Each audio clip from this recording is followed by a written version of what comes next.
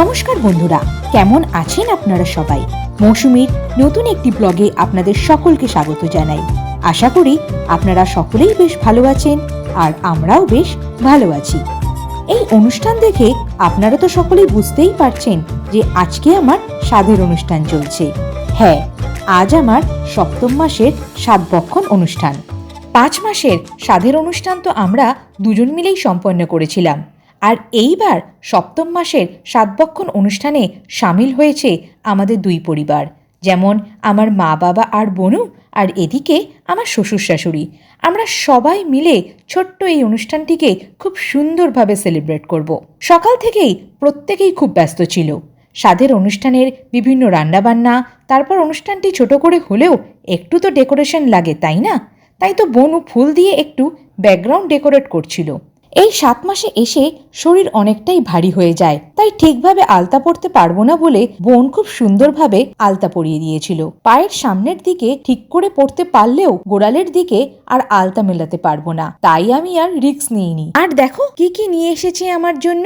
যেমন করে বিয়ের তত্ত্ব সাজানো হয় ঠিক তেমন করেই সাজিয়ে এনেছে। এর সব কাজই করেছে আমার বোন। অনেকগুলো ট্রে সাজানো হয়েছিল, যেমন দেখো এই ট্রেতে রয়েছে লিটল হার্ট, বিভিন্ন ভাজাভুজি, আর প্রত্যেকটা ট্রেতেই ছিল ছোট্ট একটা চিরকুট। আমাদের অনাগত ছোট্ট সোনার জন্য খুব সুন্দর সুন্দর পদ্মে লেখা ছিল। বনু যেমন আমাকে আলতা পরিয়ে দিয়েছিল, তেমনি আমাকে শাড়িটাও ওই পরিয়ে দিয়েছিল। আর এই সুন্দর শাড়িটা আমার মা বাবা আমাকে 7 মাসে সাধে দিয়েছিল। আর এই দেখুন, যেখানে আমার সাধের অনুষ্ঠান হবে সেই জায়গাটা এমন ভাবে সাজানো হয়েছে। যে তত্ত্বগুলো মা বাবা নিয়ে এসেছিল সেগুলো এখানে সাজানো হয়েছে, আর যে পদগুলো আমার সপ্তম মাসে সাধের অনুষ্ঠানের জন্য রান্না করা হয়েছিল তাও বাটি বাটি করে সাজানো হয়েছে। আশীর্বাদ করার জন্য ধান, দুব্বা, শঙ্খ একটি রেকাবিতে সাজানো হয়েছে।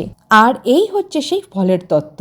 এখানে নানান প্রকারের ফল সাজানো আছে, আর আছে মিষ্টির তত্ত্ব, আর এই ট্রেতে আছে নানান রকমের চটপটা সব খাবার। আর আপনাদের নিশ্চয়ই জানতে ইচ্ছা করছে যে আমার 7 মাসের স্বাদের মেনুতে কি কি ছিল। ছিল গরম ভাত, 5 রকমের ভাজা, ভেজ ডাল, সর্ষে ইলিশ, মাছের মাথার রসা, কাতলা মাছের ঝোল, চাটনি, পাঁপড় আর মিষ্টি। এই সমস্ত কিছু দিয়ে সাজানো হয়েছিল।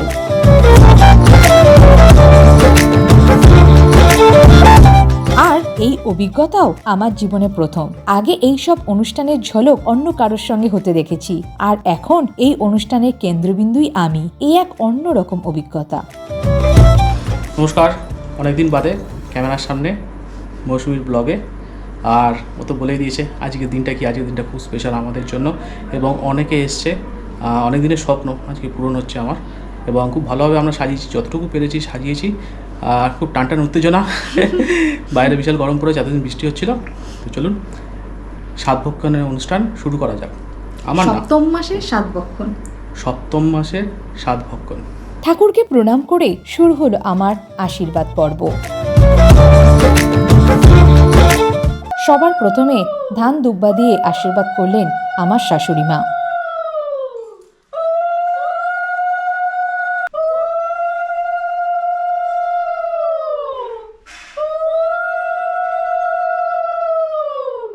আর আশীর্বাদ করে সবাই তো মিষ্টি খাওয়ায়। দই মিষ্টি প্রচুর খেয়ে নিয়েছিলাম। এমনিতেই প্রেগনেন্সিতে আমি একদম মিষ্টি খেতে পারতাম না, এমনকি চা দুধেও আমি আগের থেকে অনেক কম মিষ্টি খেতাম। এরপর আশীর্বাদ করলেন আমার মা। ধান দুব্বা দিয়ে আশীর্বাদ করে প্রদীপের তাপ দিয়েও আশীর্বাদ করলেন আমার এবং আমার অনাগত সন্তানের মঙ্গল কামনায়। সত্যি বলছি, প্রথমে কেমন যেন স্বপ্ন মনে হচ্ছিল। এইসব অনুষ্ঠান আগে আমি অন্যের সাথে হতে দেখেছি, আত্মীয় স্বজন, পাড়া প্রতিবেশী, বন্ধুবান্ধব। আর আজ এই অনুষ্ঠানের কেন্দ্রবিন্দু আমি। আজ সবাই খুব খুশি, সবার চোখে এক নতুন স্বপ্ন।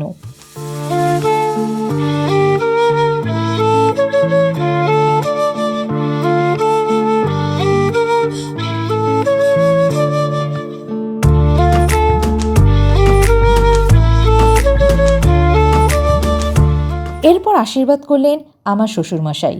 আশীর্বাদের পর তো মিষ্টিমুখ করতেই হয়, কিন্তু এই মিষ্টি খেতে খেতে আমার আর ভালো লাগছিল না।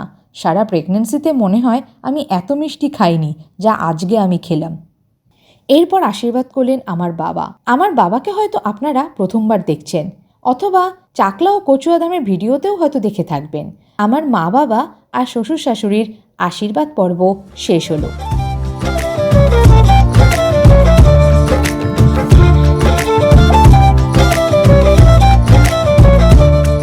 এবার শুভর আশীর্বাদ করার পালা। এটা তো খুবই স্পেশাল, তাই না? 5 মাসের সাধের অনুষ্ঠান তো ও একাই আয়োজন করেছিল। এবারে সবাই মিলে আছি আমরা। ও তো খুবই খুশি, আর এমনিতেই ও ভীষণ আনন্দ করতে ভালোবাসে। সব সময় হাসি ঠাট্টা মজা করছিল। আমি যতটা না পায়েস খেতে ভালোবাসি, তার থেকে ও বেশি পায়েস ভালোবাসে। তাই বলছিল, আমি একটু পায়েস খাবো। আর হ্যাঁ, আমার গলায় এই সোনার চিক আর কানের দুলটা ও আমাকে 7 মাসের সাধভক্ষণ অনুষ্ঠান উপলক্ষে গিফট করেছিল।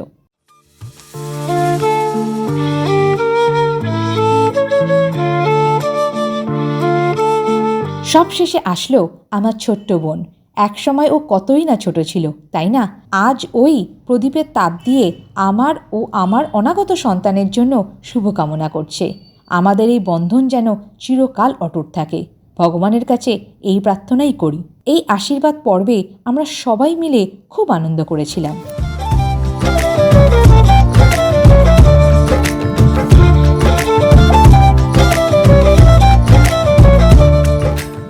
এবার শুরু হলো আমার খাওয়া দাওয়ার পর্ব। কত রকমের আয়োজন হয়েছিল, কি কি মেনুতে ছিল তা তো আমি আপনাদের সাথে আগেই শেয়ার করেছি। আশীর্বাদের সময় এত মিষ্টি, দই ও পায়েস খেয়ে নিয়েছিলাম যে আমার পুরো পেট ভর্তি হয়ে গিয়েছিল। আসলে মিষ্টি খেয়ে আমার গা গুলাচ্ছিল, তাই আর কি খাবো তাই ভাবছিলাম। সবাই বলছিল সব খেয়ে তবে উঠতে হবে, তাই আমি সব থেকে একটু একটু করে নিয়ে খাচ্ছিলাম। তারপর নিচে বসে খাওয়ার অভ্যেস নেই, তাই যেন কিছু খেতেই পারছিলাম না। এই সময় ঝুঁকে বসে খেতে তো একটু অসুবিধাই হয়, তাই না? এবার আসলো মিষ্টির পালা। দেখুন প্লেটে কত রকমের মিষ্টি সাজানো আছে। বলছিল সবগুলো থেকে অল্প অল্প করে খেতে। আমি বললাম না না, আমি আর মিষ্টি খেতে পারছি না। জাস্ট পোজ দেওয়ার জন্য থালাটা এমনভাবে ধরেছিলাম, এই আর কি। এবার শুভ আমাকে একটু করে সব খাইয়ে দিল। আমিও ওকে একটু একটু করে খাইয়ে দিলাম। বোন বলছিল, একবার না দিদিভাই, 3 বার খাওয়াতে হয়, 3 বার খাওয়া দাদাকে। স্বাদের প্রত্যেকটা রান্নাই খুব সুন্দর হয়েছিল। আমাকে সবাই বলছিল অন্তত ইলিশ মাছটা খাও, না হলে মাছের মুড়োটা খাও। আসলে আমার পেট এতটাই ভরা ছিল যে আমার খাবার মতো আর কোনো পরিস্থিতিই ছিল না। আর সবচেয়ে বড় কথা, এত আনন্দ হচ্ছিল যে আনন্দের আতিশয্যে আর খিদেই পাচ্ছিল না।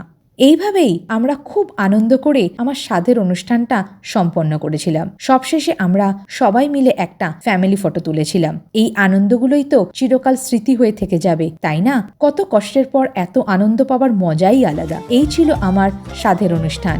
আশা করি আপনাদের খুবই ভালো লেগেছে। তো বন্ধুরা, আজকে এখানেই শেষ করছি। ব্লগটি আপনাদের কেমন লাগলো অবশ্যই কমেন্টস করে জানাবেন, কিন্তু ভালো লাগলে অবশ্যই একটা লাইক করে দেবেন, আর অবশ্যই শেয়ার করতে ভুলবেন না কিন্তু। সকলে খুব ভালো থাকবেন, সুস্থ থাকবেন, আর দেখতে থাকবেন মৌসুমী জলছবির নতুন নতুন ব্লগগুলো। ধন্যবাদ।